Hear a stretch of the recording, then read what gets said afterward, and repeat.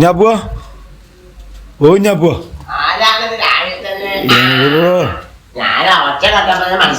എന്താ ഇങ്ങോട്ട് പോവാ എന്നാ നോക്കട്ടെ.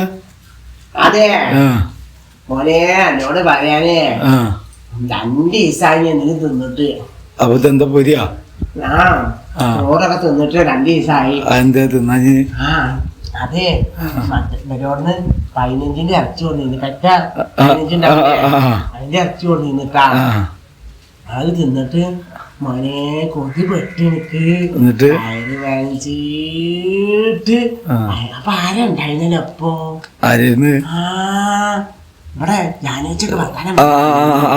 അപ്പൊ ഞാനത് അവര് മുന്നീന്ന് തിന്നിട്ടാ കൊത്തിപ്പെട്ട് മോനെ കൊതി തന്നെയാണ്. എന്ത് രാത്രി എത്ര തവണ ഞാന് അപ്പൂസിക്ക് പോയിക്കണേ. അങ്ങനെ ഇമ്മ പറഞ്ഞു കൊത്തിപ്പെട്ട തന്നെയാണ്. എന്നോട് എപ്പോഴും പറയും കുരുത്താൻ കെട്ടാതെ ആരെങ്കിലും ഉണ്ടാകാൻ വെച്ച് മുമ്പാലത്ത് വന്ന് തിന്നാൻ പാടുണ്ടാ. അതേണ്ടല്ലേ കൊതി പെട്ടുന്നു. അതിന്റെ ശേഷം മോനെ എന്നിട്ട് വയറ് കഴിച്ചിട്ട് നടക്കുകയായിരുന്നു ഞാന്. അത് ഇമ്മ ഇപ്പും മുളകൊക്കെ എന്താണ് ഉപ്പും മുളക് കഴിഞ്ഞ പിരാക്കുണ്ട്. നല്ല പിരാക്കന്നെയാന്നില്ലേ.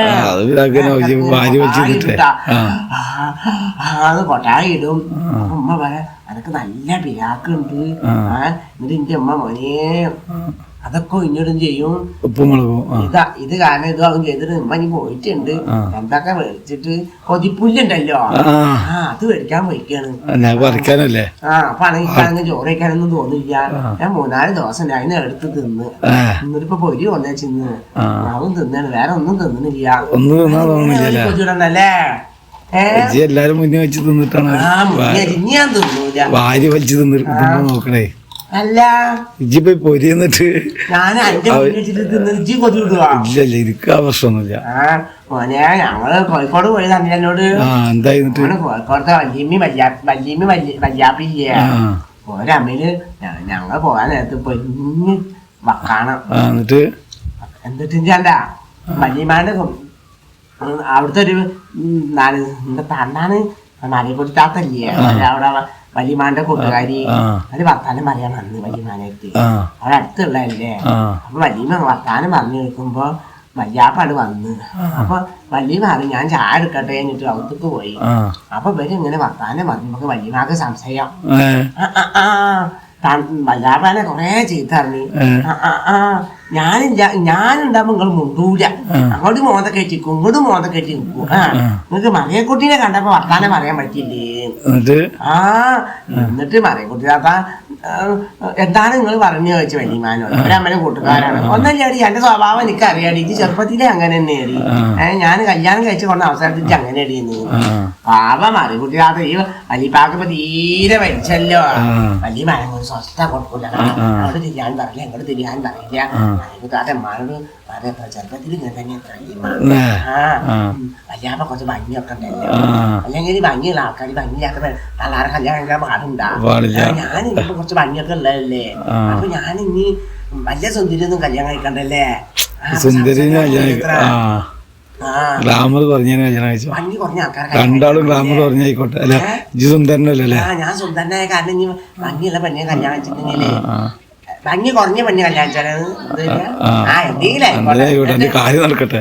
അങ്ങനെ അങ്ങനെയൊക്കെ ആയിട്ട് മോനെ എന്നോട് പറയാ ഞങ്ങള് പോകുന്നുണ്ട്. വല്യമ്മയും വല്യാപ്പി ഭയങ്കര തല്ല്. 4 ദിവസം ഉണ്ടാവും അത്രേ. അത് 4 ദിവസം ഉണ്ടാവുക. ആദ്യം തള്ളക്ക് കൈസാങ്കാലത്ത് നിന്ന് പന്നരിക്കണ ഒരു നേരം നിക്കറെടുത്തൂടെ എന്തേലും ചെല്ലി പക്കി കൂടെ ഈ വയസ്സാങ്കാലത്തിന് തല്ലി വിടണാണ്. നിങ്ങളുടെ പോന്നപ്പോ ചിലപ്പോ തല്ലിങ്ങൾ പോരാൻ വേണ്ടി തല്ലുകൂടിയാവും ചിലപ്പോ. അത് പറയാൻ പറ്റൂലല്ലേ. ശല്യങ്ങൾ പറഞ്ഞിട്ടേ ശല്യങ്ങൾ പോയി കിട്ടിയാ മതിച്ചിട്ട് തല്ലുകൂടിയാവും. അല്ലല്ല ഇന്റെ നല്ല ഇഷ്ടമാണ്. വിളിച്ചിരുന്നാ വന്നപ്പോ വന്നതിന് ശേഷം കഴിഞ്ഞിട്ട് വിളിക്കാന്ന് അറിയുന്നു. വയറിപ്പോൾ ഇവിടൊക്കെ വേണ്ടടാ.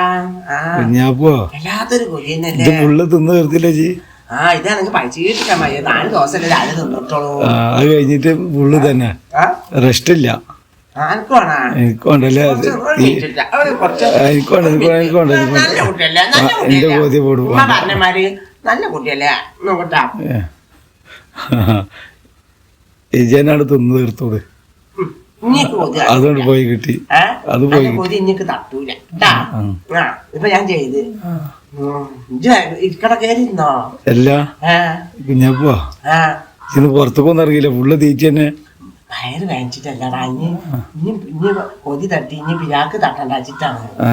എന്നായിക്കോട്ടെ കുഞ്ഞപ്പോ, എന്റെ തീറ്റ എടുക്കട്ടെ. ഞാൻ തിന്നല്ലടാ, എനിക്ക് വയറ് കാണുന്നുണ്ട്.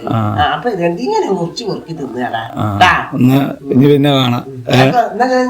ഒന്നുമില്ലല്ലോ? ഒന്നുമില്ല. അപ്പൊ എന്താ പിച്ച ഫുള്ള് തീറ്റയിലല്ലോ, പിന്നെ എന്താ പറയാനുള്ളത്? കൊണ്ടട്ടാ പറഞ്ഞടാ, എന്നോടൊന്നും പറയത് പറഞ്ഞിരിക്കുന്നു. ഇക്കാണെങ്കിൽ മോനെ എന്നോട് ഏത് പറയുമാണോ? ജിന്നോടൊന്നും പറയണ്ട, പിന്നെ പറഞ്ഞു നമുക്ക്. പിന്നെ എന്തിനാണ് ആ ലക്ഷം കട ചെക്കനോടൊക്കെ പറയാൻ നിൽക്കുന്നത്? ചെക്കൻ നടന്ന് പറയില്ലേ? ഞാൻ പറയുമ്പോ ഞാൻ ഇനി പറയില്ല, അറിയും ചെയ്യും. ഇക്കാണെങ്കിൽ എന്നോടൊക്കെ പറയാൻ തോന്നടാ.